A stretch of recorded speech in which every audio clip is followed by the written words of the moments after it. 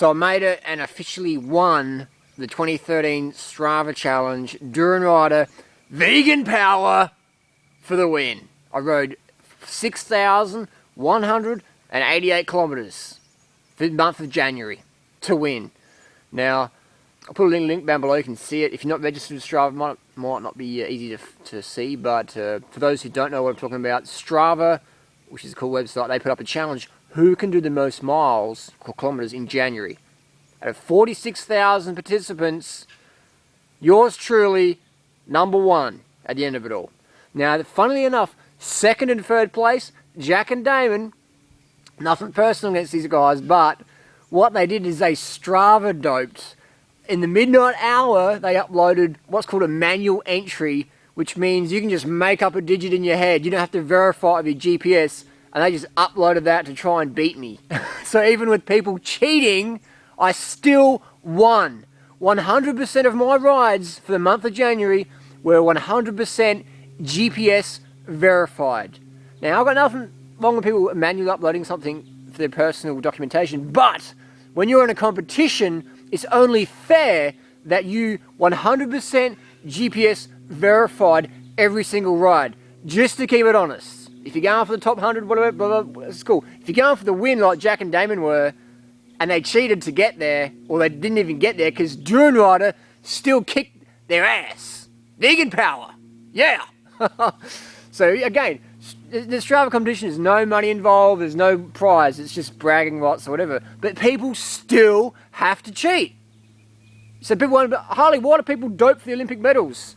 Because they need to fucking eat. They need to win, man. If you're in Kenya, you need to win.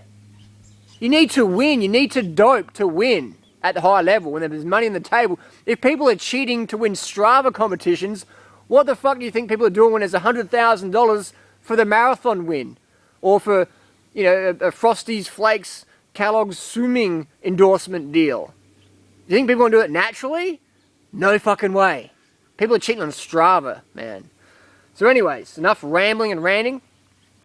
The bikes I used, Cannondale, Bamboo from Webworks, Phil Webb, lasted great. Most comfortable bike out of them, but the chain is almost done. Cervelo, I cracked that.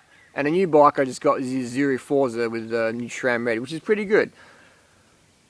Big miles, big Ks, did the math, around 220 hours of cycling in January, around 132,000 calories, which is about 41 pounds of fat I burned. Now people can say, hey, Durianrider, you're looking a bit leaner. You're already fucking pretty lean as it is, but you are extra lean. What was the deal? What did you eat? Now, obviously vegan, because that's what I believe in. That's what works best for me. Now, was it raw? Was it fruit-based? This is a flat of nectarines, local, certified organic, $30 wholesale, and this is about as many calories as a Big Mac with extra cheese for 30 bucks. But the fruit tastes good. Did I do this 6,000 kilometers raw? Definitely not. Physically, I'd say impossible to get that many calories in from fruit. Even dates. There's only so many dates I can eat before I start to gag. So I incorporated other vegan foods in.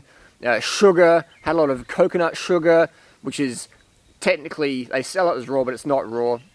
Had some steamed rice even, some nori rolls, vegan sorbets, which are high calorie, high carbohydrate, things that are easy to eat and very stimulating for the appetite. You don't want to have things that don't, like fruit, you can't eat more fruit than you need, but with certain seasoned foods, you can keep going and going and going. But fruit is, when you want to ride 6,000 kilometers, that's not natural, that's not normal. Like, I got so much sun exposure, you can sort of see I'm looking a bit like peeling. I even went out and bought some organic sunscreen, which I'm normally not endorsing. I normally say cover up. But I was getting up at 4:30 in the morning, getting on my bike and averaging about, 8, 9, 10 hours a day. Sometimes 12 hours a day in the sun. So, we're not designed to ride our bikes that far. We're not designed to have that much sun exposure. So you have to add in maybe a little bit of unnatural things to get in there to get going, to win the competition, to prove that a vegan athlete can dominate naturally. Now, caffeine, did I have caffeine? No exceptions, 100% caffeine-free, tea-free, theobromine-free. I'm not into stimulants. And I wanted to prove that, hey, My diet fucking works. I can ride 6,000 kilometers with no stimulants on 100% plant food nutrition. Carbohydrates for the win. The people say, well, what about fruit? Always round about fruit. Fruit's the best, man. And maybe if there was a mango tree in every mile, I could have done it on fruit. But we don't live in a fruity society. We live in a society where it's easy to get a candy bar than a nice flat of local organic peaches or nectarines, you know. We don't live in this fruity world, unfortunately. So obviously I had to make some vegan substitutes there to get the carbs in. And sugar, I'd definitely say the organic sugar was definitely one of my staples over the last month. Definitely rate the organic sugar. It lets you do the miles, man. It lets you do the miles. So I've lost weight, man. I've lost weight. I lost a lot of weight. And people say, isn't that detrimental getting such a low body fat? Well, here's the thing. You know, here's the thing. I'll probably start adding in more avocados and nuts to bank up my body fat levels again over February, March. So the fat you eat's the fat you wear. So by adding in some extra fat can help restore the body fat levels that I've lost. And I'm fucking lean. I'm seeing veins I've never seen before. But what I did before this January experiment is I went to the doctors, legit doctors, and got some blood tests up, like testosterone, hemoglobin, hemoglobin A1C to see how much glycated hemoglobin I had, which is very, very low, which is very, very good. What else get done? Got iron done, a lot of potassium, minerals, elements, stuff like that done, red blood cell count, hematocrit. Got these things done before I embarked on this 6,000 kilometer or 6,190 kilometer journey, just to make sure that I wasn't putting myself into the red zone.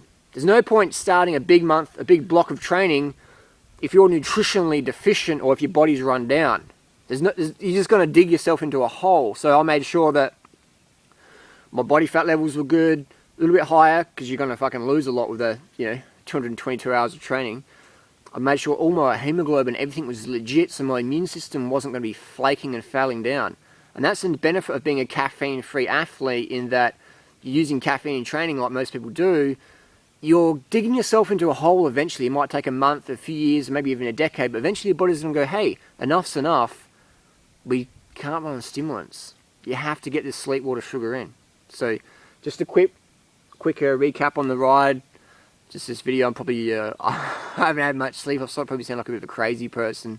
So my normal videos will resume soon. If you got any questions down below, post them down below. If you want to talk about food or training or whatever I did, post it down below and I'll expand on a more in-depth video. Whatever your questions, post them down below. I'll sift through them, and whatever's getting the most popular questions, I'll do a video specific about that one. You can ask me any question. I want to be 100% transparent, nothing hidden. Ask me what you want to ask me. Tell me what you think of me, whatever, good or bad. Share your comments and criticisms, share opinions. What's the most kilometers you've done in a day, in a month? And what do you think of the guys on Strava who are Strava doping, uploading fake rides to beat Durianrider vegan power? What do you think about that? I think that was freaking hilarious.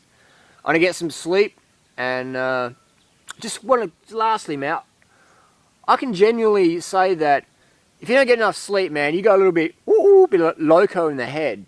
And I felt that last 3 days. I was getting up at 4:30. I was getting a bit late because I had bike problems, breaking bikes and stuff like that. And so my sleep wasn't all there, and it was almost like I was on drugs. So what did I learn after 6,000 Ks? I learned sleep, water, sugar are just the key 3 fundamentals for your health and fitness lifestyle. Sleep, water, sugar. Without these 3, these are the foundations everything's built on. One's missing, boom, everything collapses. Sleep, water, sugar, they're your foundation. Get them in, however you can get them in. Get them in, carb the fuck up, hydrate, get early nights. I'll see you on the road. We'll see you soon. Thanks for watching.